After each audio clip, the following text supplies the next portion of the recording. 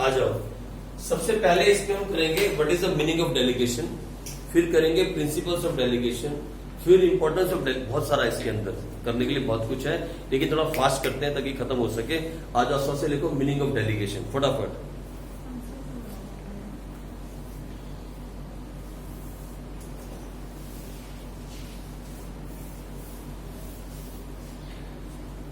लिखो delegation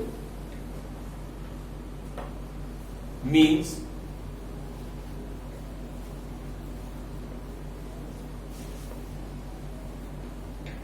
division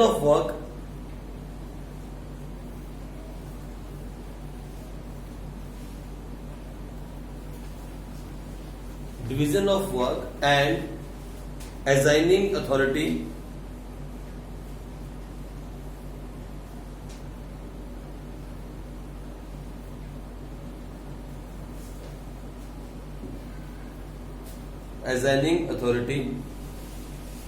to the subordinates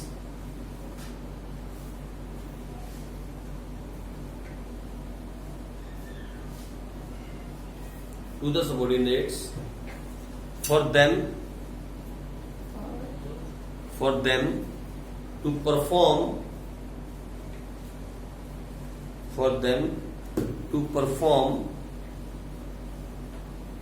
that work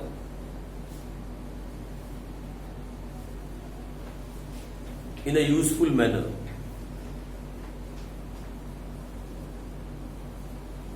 अब बड़ा हार्ड सा लगा होगा, है ना? तो लिखो in other words, simple words में लिखते हैं हमारी लैंग्वेज के अंदर, देसी भाषा में लिखो इन अदर वर्ड्स। अब सिंपल लैंग्वेज में आ जाओ। In other words delegation of authority means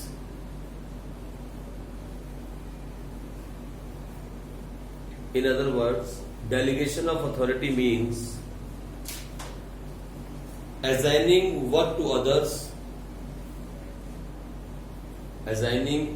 others and giving them authority to do it।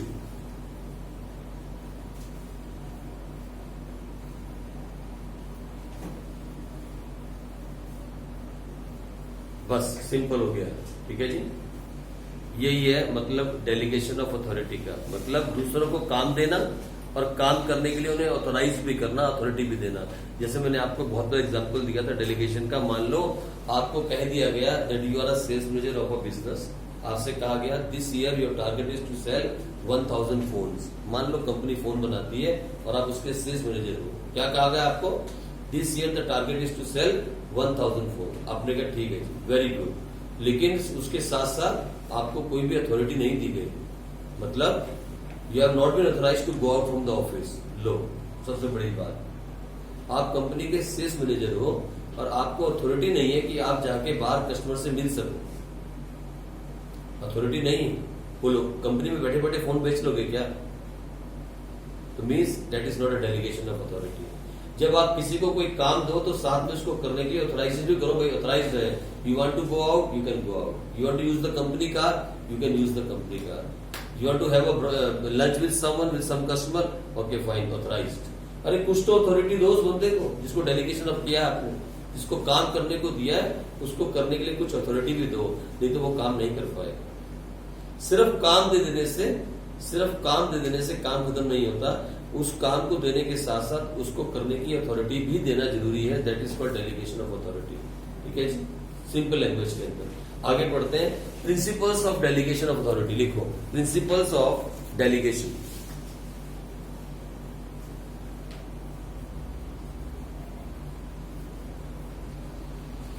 सबसे पहला प्रिंसिपल है और ये बहुत इंपॉर्टेंट है, पहले लिख लो आप इसके अंदर, केस स्टडी पक्का आती है इसमें से।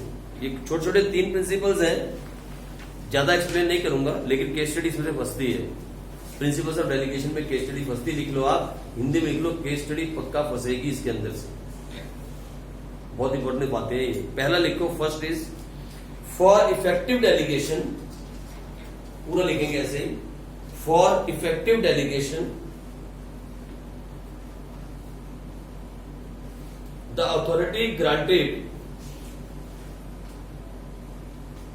authority granted must be equivalent must be equivalent with the assigned responsibility. With the assigned responsibility.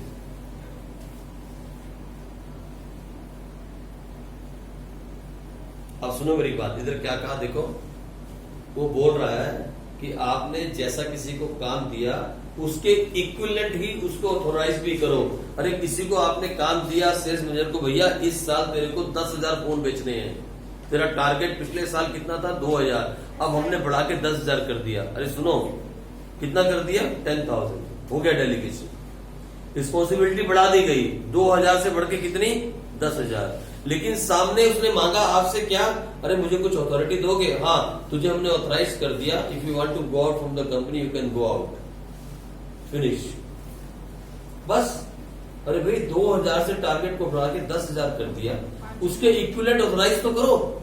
मतलब मुझे कंपनी की गाड़ी चाहिए होगी, मुझे कुछ पैसा चाहिए होगा ऐड देने के लिए, मुझे कुछ पैसा चाहिए होगा अपने क्लाइंट से मिलने के लिए, उन्हें लंच पे लेके जाने के लिए, बहुत कुछ करना पड़ता है सेल्स के अंदर, मुझे कुछ लोगों को शायद फ्री में गिफ्ट भी देना पड़े, कुछ भी ऑथराइज नहीं किया, बस इतना बोल दिया कि तुम चाहो तो कंपनी से बाहर जा सकते हो। मतलब मैं अपनी गाड़ी यूज करूं, अपना खुद का पेट्रोल यूज करूं, अपनी गाड़ी को डेप्रिशिएट करूं और कंपनी के लिए काम करूं, और टारगेट मेरे पास कितना है 2,000 से लेके 10,000।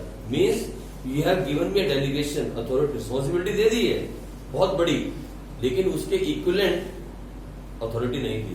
तो पहला प्रिंसिपल क्या बोलता है डेलीगेशन का, कि जो डेलीगेशन दिया गया, जो रिस्पॉन्सिबिलिटी दी गई, उसके इक्विवेलेंट ही क्या देना चाहिए, क्या देना चाहिए, अथॉरिटी देनी चाहिए। ये पहला प्रिंसिपल है। अगर ज्यादा दे दोगे तब भी प्रॉब्लम है, मिसयूज हो जाएगी। अगर आपको ज्यादा दे दिया, मान लो आपको टारगेट दिया 2,000 से 10,000 और आपको क्या बोला, जो खर्चा करना कर लो, जहां जाना है चले जाओ, जितना पैसा चाहे मर्जी खर्च कर लो, अगर ऐसा कह दिया गया तो फिर आप मिसयूज कर जाओ। आप अपनी फैमिली को गाड़ी में बैठाओगे और निकल जाओगे हिमाचल घूमने के लिए, और वहां पे जाके कोरोना वायरस में फंस जाओगे। हिमाचल घूमोगे और पता लगेगा पैसा किसका जा रहा है, कंपनी का जा रहा है। ऐसा हो सकता है, that is called misuse of authority, ऐसा हो सकता है। अगर ज्यादा ऑथराइज कर दिया, उसके इक्वल ऑथराइज करो, जो डेलीगेशन किया है, जो रिस्पॉन्सिबिलिटी दी है, उसके इक्वल हमें ऑथराइज करना जरूरी है, कम भी नहीं और ज्यादा भी नहीं। ये पहला प्रिंसिपल है, ठीक है। तो लिखो, उसमें 2 लाइनें लिख लो फटाफट, बस 2 लाइनें, या ये हेडिंग थी, 2 लाइनें लिखो। If authority granted is more than the responsibility, if authority granted is more than the responsibility, it may lead to misuse of authority.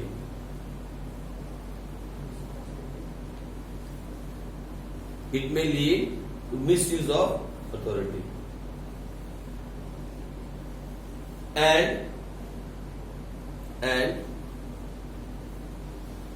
if responsibility assigned is more than the authority,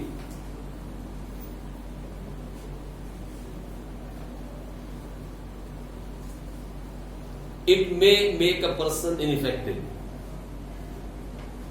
It may make a person ineffective. आगे बात समझ में? Make a person ineffective. Effective नहीं, ineffective. आगे बात समझ में? हाँ जी, पढ़ेगा कोई? क्या लिखा समझ में आई बात? क्या लिखा, क्या लिखा, पढ़ो पढ़ो जल्दी से, क्या लिखा? हाँ,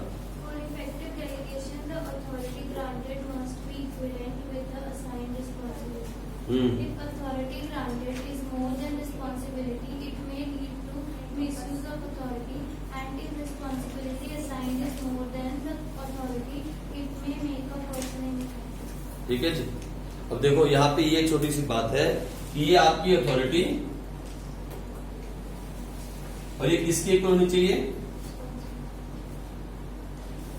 रिस्पॉन्सिबिलिटी। ठीक है जी, ये होना चाहिए केस। ये पहला प्रिंसिपल है। अगर अथॉरिटी ज्यादा है रिस्पॉन्सिबिलिटी से तो मिसयूज हो जाएगी। क्या मिसयूज होगी? अथॉरिटी। और अगर ये रिस्पॉन्सिबिलिटी ज्यादा है अथॉरिटी से। अगर ये वाला केस हुआ तो फिर क्या हो जाएगा, the person will may become ineffective, काम ही पूरा नहीं हो पाएगा। वो बोलेगा 10,000 का टारगेट दे रहे हो और मेरे पास दिया क्या तुमने, सिर्फ ये बोला ना बाहर जा सकते हो, तो बाहर मैं पैरों पे चल के जाऊं, लोगों से ना मिलूं, पैसे ना खर्चूं, ऐसे कैसे काम होगा बिना पैसा खर्च किए। तो मतलब अब अथॉरिटी जो थी वो कम थी, रिस्पॉन्सिबिलिटी ज्यादा थी, इनइफेक्टिव। अथॉरिटी ज्यादा थी, रिस्पॉन्सिबिलिटी कम थी, तो मिसयूज। तो हमेशा क्या होना चाहिए, authority is equal to responsibility. आप लिख सकते हो बात छोटी सी, इसका यही मतलब था पहले प्रिंसिपल का। इसके ऊपर केस स्टडी बसेगी तो याद आएगा आपको ये। ठीक है जी, चलो आगे बढ़ते हैं। Next principle number 2। सर ये हमें उसमें नहीं कंफ्यूज कर देगा, इसमें आगे आने वाला है। नहीं उसमें नहीं बेटा, उसमें कहा जा रहा है हेड, उसमें कहाँ लिखा था अथॉरिटी का, क्या लिखा था उसमें? अथॉरिटी रिस्पॉन्सिबिलिटी का भी जो साथ ही दोनों चीजें बैलेंस होनी चाहिए। तो वही तो अभी भी कह रहे हैं, वो भी तो कह रहे हैं बैलेंस होनी चाहिए। अभी तो यही कह रहे हैं दोनों बैलेंस होनी चाहिए। यही तो बात अभी हम कह रहे हैं कि दोनों बैलेंस होनी चाहिए। हम तो कहने ज्यादा नहीं चाहिए, कम होनी चाहिए। हम कह रहे हैं बैलेंस होना चाहिए, यही केस होना चाहिए, ना तो ये होना चाहिए ना ये होना चाहिए, यही होना चाहिए। ठीक है जी, आ जाओ एक बार आगे चलो, कोई बात नहीं आगे चलो। ये 3 चैप्टरों में आएगा, अथॉरिटी, रिस्पॉन्सिबिलिटी और अकाउंटेबिलिटी। ये दूसरा चैप्टर है ना, अभी एक बार फिर आएगा ये। तो लिखो, delegation does not mean. Next second principle, principle number 2। ये बहुत इंपॉर्टेंट है, very important principle. Delegation does not mean the act of stepping down.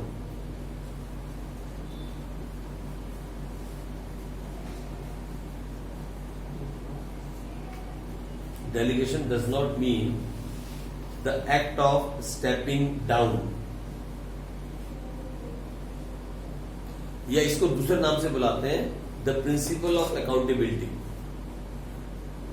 लिख लो ऑब्लिक करके, इस नाम से भी आता है द प्रिंसिपल ऑफ अकाउंटेबिलिटी।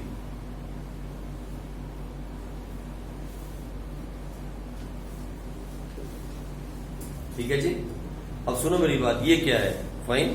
ये एक तीसरा नाम भी है इसका, वो भी लिख लो, प्रिंसिपल ऑफ, वो भी लिखो, शायद उस नाम से ना आ जाए। प्रिंसिपल ऑफ ए बी, लिखो ABDICATION, एब्डिक्शन लिख सकते हैं, एब्डिक्शन, ABDICATION। इसके 3 नाम हैं। अब ये क्या बोलता है, बात को समझो क्या है। एब्डिक्शन कह सकते हैं ना, एब्डिकेशन, एब्डिक्शन, ठीक है। चलो जो भी लिख लो यार, छोड़ो। 3 नाम है इसके प्रिंसिपल, 3 नाम। अब सुनो, ये प्रिंसिपल क्या कहता है, ये प्रिंसिपल कहता है कि आप एक मैनेजर हो और हमने आपको रिस्पॉन्सिबिलिटी दी, और रिस्पॉन्सिबिलिटी के साथ अथॉरिटी भी दी काम को करने की। आपने क्या किया, उस काम को आगे नीचे वाले को दे दिया, सबऑर्डिनेट को दे दिया। मैंने काम मुझे मिला था, मैंने क्या किया, मैं सेल्स मैनेजर हूं, मेरे नीचे 4 लोग काम करते हैं, क्योंकि सेल्स बॉय कह लो या आप सेल्स असिस्टेंट कह लो, कुछ भी 4 लोग हैं। मुझे टारगेट दिया कंपनी ने 10,000 फोन्स बेचने हैं। मैंने बुलाया 4 को, हाँ भाई तू कहाँ जाता है, नॉर्थ साइड में, इधर आ जा, तू वेस्ट में, तू ईस्ट में, चल आ जाओ, बैठो सारे मीटिंग करते हैं। अब सुनो मेरी बात, तुम्हारा टारगेट है 2,500 फोन, तेरा टारगेट है 2,500 फोन, तेरा टारगेट है 2,500 फोन, और तेरा भी टारगेट कितना है, 2,500। मुझे मालूम है चारों जाएंगे मार्केट के अंदर, जोर से काम करेंगे, फोन बेच देंगे। और मैं क्या बोला, शांति से बैठ गया। 1 महीने के बाद जब टारगेट की बात आई तो हमने सिर्फ 8,000 फोन बेचे। मुझे बुलाया गया, हाँ जी 10,000 का टारगेट था, आपने 8,000 बेचे। मैंने क्या बोला, मेरी गलती थोड़ी है, मैंने तो काम दे दिया नीचे वालों को, नहीं किया उन्होंने। ऐसा नहीं हो सकता, ऐसा नहीं हो सकता। जिसको रिस्पॉन्सिबिलिटी मिली वही अकाउंटेबल है। डेलीगेशन का मतलब ये नहीं कि उसने अपना काम आगे दे दिया, उसका पल्ला झड़ गया, ऐसा नहीं हो। ये प्रिंसिपल का कहना है। ये है प्रिंसिपल नंबर 2। क्या नंबर है, प्रिंसिपल का नाम क्या है, principle of accountability. Delegation does not mean that you can just hide yourself from the accountability, you have to answer for it. जिसको काम दिया गया था वो उसका आंसरेबल है, आगे काम बांट देने से आप बच के नहीं निकल सकते। ठीक है जी, तो लिखो ये प्रिंसिपल को गौर से लिखो, फटाफट जल्दी से। The manager shall still be accountable, yeah, shall, shall still be accountable still be accountable for the performance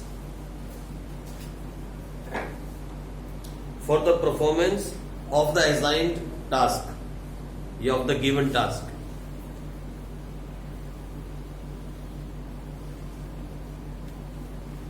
He cannot escape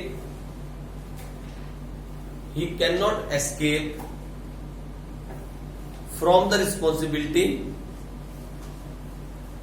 He cannot escape from the responsibility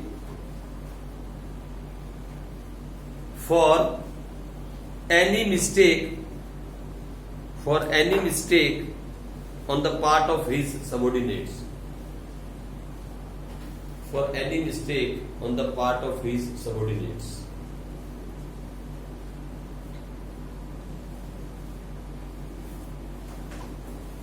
ठीक है जी, सिंपल सी कहानी समझो आप। सिंपल सी यही कहानी थी कि मान लो आप कंपनी के एग्जांपल लिख सकते हो, मान लो आप कंपनी के सेल्स मैनेजर हो, you are the HOD of sales department, आप कंपनी के एचओडी हो सेल्स डिपार्टमेंट के, and you have been given a target to sell 10,000 phones in 1 month, that is your target, and you have 4 subordinates working under you, आपके नीचे 4 लोग काम करते हैं। जैसे अकाउंट्स में, अभी हम अकाउंट्स में काम करते थे, एचओडी अकाउंट्स काम करते थे, मेरे पास 13 लोग काम करने वाले थे, लेकिन जब गलती निकल जाती है अकाउंट्स के अंदर, जब गलती आ जाती है, मान लो साल के लास्ट में हमने ट्रायल बैलेंस का प्रिंट आउट निकाला और मैच नहीं किया और पता नहीं लगा गलती कहां पे है, नहीं समझ में आ रहा, सस्पेंस अकाउंट डाल के ट्रायल बैलेंस को मिला दिया और अपने फाइनल अकाउंट्स बना दिए, लेकिन लास्ट में पूछा किसको जाएगा।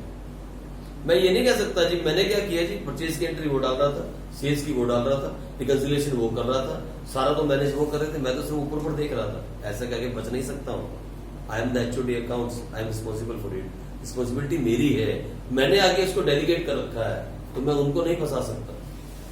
अगर रिस्पॉन्सिबिलिटी मेरी है तो फिर मुझे ही अकाउंटेबल होना पड़ेगा, I have to answer for it, I can not just pass it on others, ये मेरे सबऑर्डिनेट हैं, इन्होंने काम ढंग से नहीं किया इसलिए ट्रायल बैलेंस नहीं, ऐसा नहीं हो सकता। ऐसे ही अगर आप सेल्स के मैनेजर हो और आपको 4 लोग दिए गए मार्केट में घूमने के लिए, टारगेट आपको दिया गया था, आपसे पूछा जाएगा कि क्यों नहीं बिका।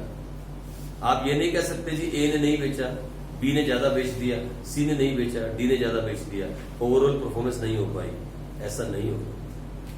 और इनफैक्ट अगर ज्यादा बिक जाए, मान लो टारगेट 10,000 का था, आप लोगों ने 12,000 बेच दिए, फिर उनको इनाम नहीं मिलेगा, इनाम फिर भी आपको मिलेगा।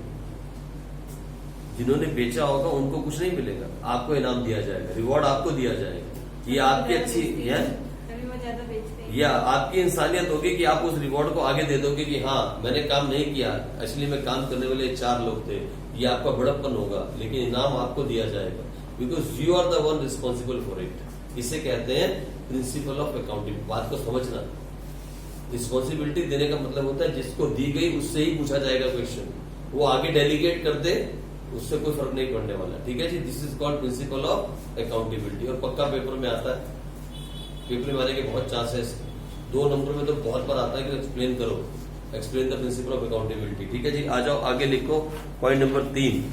और जब भी एक्सप्लेन करोगे एग्जाम्पल पक्का देना, चाहे एचओडी अकाउंट्स वाला दे देना, चाहे एचओडी सेल्स वाला देना, पर देना जरूर एग्जाम्पल। ठीक है जी, आगे लिखो number 3, the authority granted to a subordinate, ये तीसरा प्रिंसिपल है, the authority granted to a subordinate can be taken back and redelegated to another person,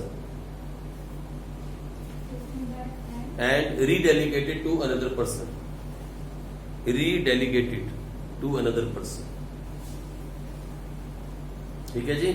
ये भी बहुत बड़ी कहानी है, मतलब अगर आपने किसी को अथॉरिटी दी है, आगे किसी को आपने बांट दिया, डेलीगेट कर दिया, अगर वो ढंग से काम नहीं कर रहा तो ये प्रिंसिपल कहता है उससे वापस ले लो, काम किसी और को दे दो, ये भी इसमें ऑथराइज है। ठीक है जी, ये प्रिंसिपल डेलीगेशन क्या बोलता है कि अगर आपने किसी को काम करने को कहा और वो ढंग से काम नहीं कर रहा, तो ऐसा लॉ भी है कि आप उससे वो काम वापस लेके किसी और को भी दे सकते हैं। ये इस प्रिंसिपल में है, इतना ही बहुत है। हो गया प्रिंसिपल। आ जाओ आगे बढ़े। Next, elements of delegation, which is very very important, very and very important। Elements of delegation, इसमें 3 चीजें आती है, लिखो फटाफट। एलिमेंट्स ऑफ डेलीगेशन के अंदर नंबर वन अथॉरिटी,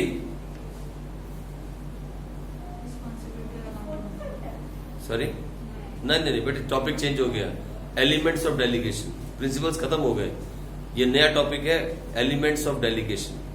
इसमें 3 चीजें आती हैं, पहली अथॉरिटी, दूसरी रिस्पॉन्सिबिलिटी और तीसरी अकाउंटेबिलिटी। लेकिन सही मैंने में बताऊं आपको, मैं कंपनियों के अंदर उल्टा चला जाता है। ये तो हम बुक्स में पढ़ रहे हैं ना, इसको बुक में ऐसे पढ़ते हैं, पहले अथॉरिटी, फिर रिस्पॉन्सिबिलिटी और फिर अकाउंटेबिलिटी। कंपनी में ऐसा नहीं होता। कंपनियों में पहले होता है रिस्पॉन्सिबिलिटी, फिर अथॉरिटी, फिर अकाउंटेबिलिटी। रियल लाइफ में हमारे वहां भी ऐसा होता है, ये अभी भी लाइफ में रियल लाइफ में ही चलता है। पहले दी जाती है रिस्पॉन्सिबिलिटी, फिर देखा जाता है इसको कितना ऑथराइज किया जाए, और फिर उससे पूछा है सवाल, काम क्यों नहीं हुआ। पहले रिस्पॉन्सिबिलिटी दी जाती है, फिर ऑथराइजेशन दिया जाता है, और उसके बाद अकाउंटेबिलिटी होता है। ये रियल लाइफ में चलता है, लेकिन आप ऐसे नहीं लिखोगे, आप इसी के हिसाब से चलोगे। सबसे पहले अथॉरिटी, फिर रिस्पॉन्सिबिलिटी और फिर अकाउंट। चेंज नहीं करना, चेंज नहीं किया तो गए। तो लिखो सबसे पहले अथॉरिटी, फटाफट से लिखो। अथॉरिटी के बारे में लिखो जल्दी से। It refers to the right of N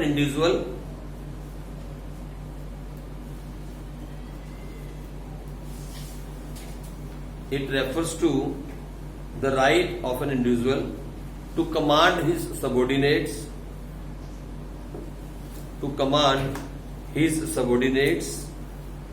and to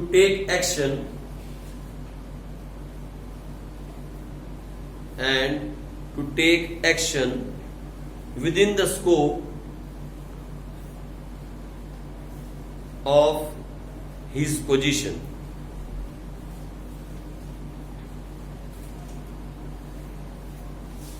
ठीक है जी, ये है meaning of authority.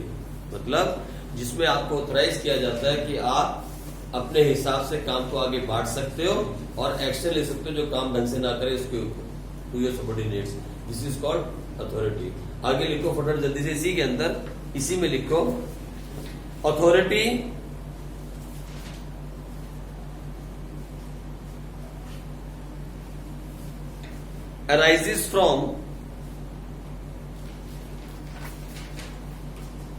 arises from the established scalar chain.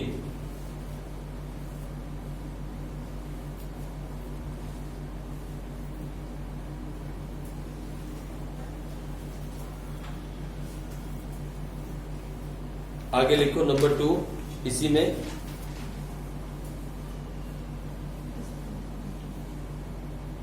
authority can be assigned to some other person.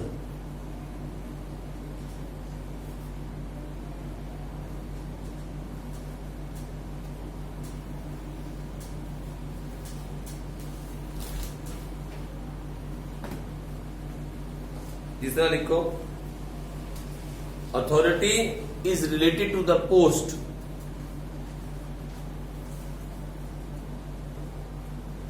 Authority is related to post.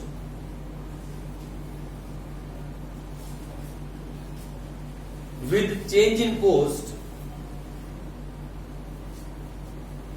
the authority also changes.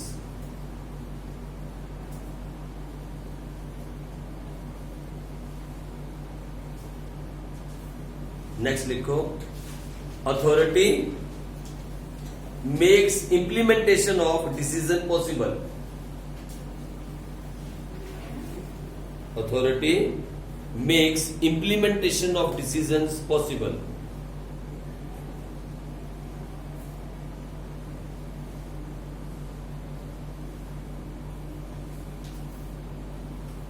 अगला लिखो, authority is the key of a managerial job. Authority is a key to a managerial job because a manager without authority cannot be a manager. Because a manager without authority cannot be a manager. ठीक है जी। और लिखो authority determine the superior subordinate relationship. Authority determines the superior subordinate relationship.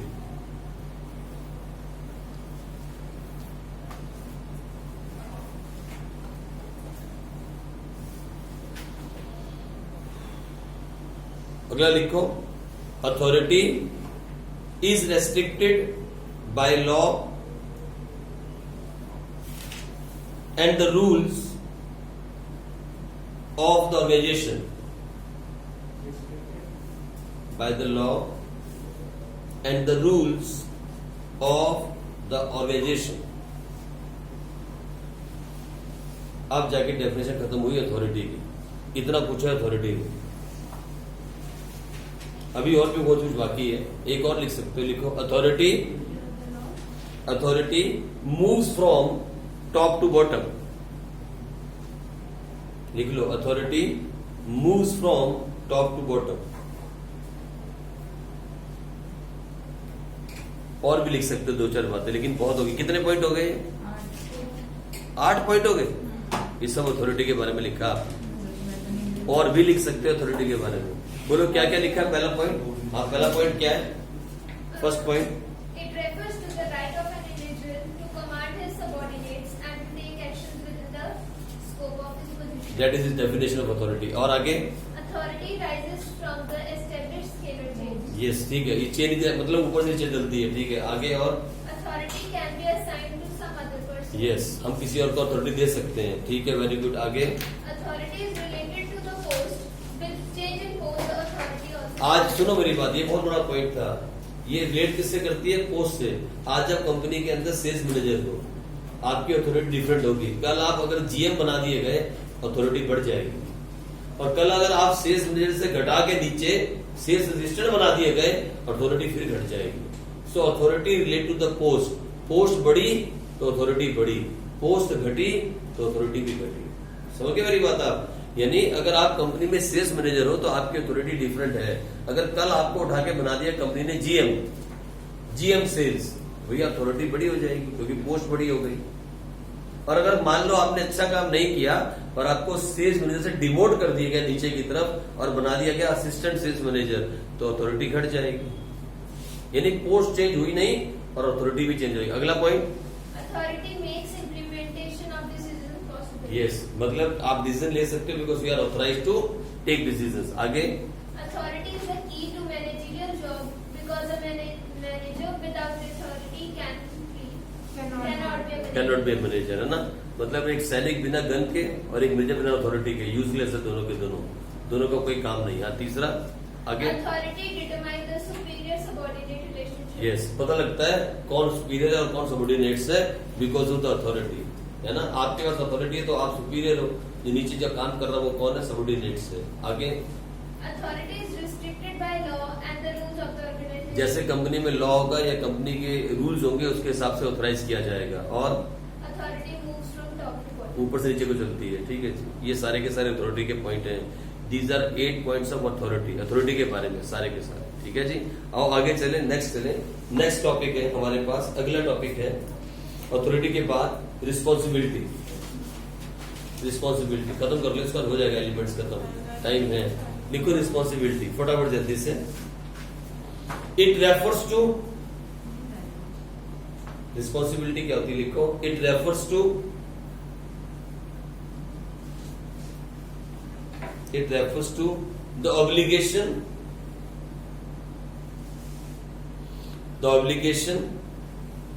of a subordinate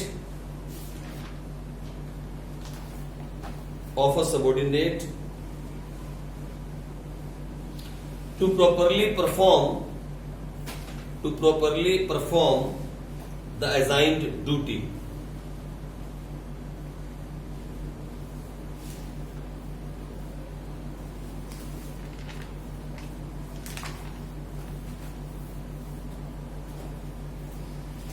इसमें लिखो responsibility number 1 डाल के, responsibility can be assigned to some other person.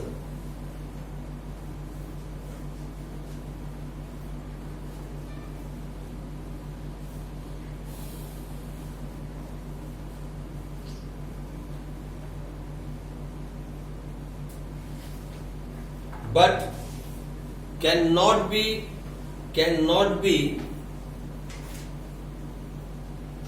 entirely delegated. मतलब पूरी की पूरी नहीं कर सकते, आगे दे सकते हो किसी को और पूरी नहीं. डेलीगेटेड मतलब रिस्पॉन्सिबिलिटी आप किसी को आगे दे सकते हो लेकिन पूरी नहीं. आप किसी को रिस्पॉन्सिबिलिटी आगे दे सकते हो लेकिन पूरी की पूरी नहीं, कम दे सकते हो, कंप्लीट नहीं दे सकते. ठीक है जी. आगे लिखो पॉइंट नंबर 2 में, इसी में responsibility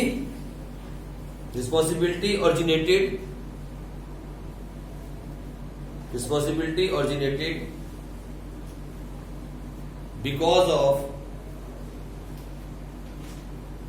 superior and subordinate relationship.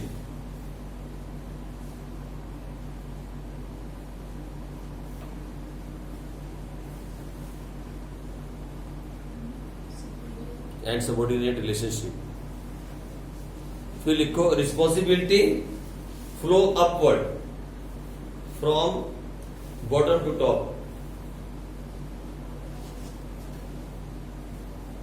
वो टॉप टू बॉटम थी, ये बॉटम टू टॉप.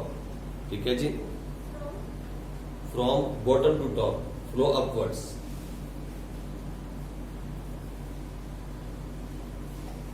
ठीक है जी. बस इतना बहुत है इसके लिए, रिस्पॉन्सिबिलिटी के लिए. बच गए. अगला लिखो अकाउंटेबिलिटी. एक और लिखो लास्ट, अकाउंटेबिलिटी. अच्छा चलो कल कर लेना, कोई बात नहीं, ये खत्म करो. ठीक है. अकाउंटेबिलिटी कल करेंगे और फिर लिखेंगे इंपॉर्टेंस ऑफ डेलीगेशन. खत्म हो जाएगा टॉपिक डेलीगेशन वाला. ठीक है जी. चलो.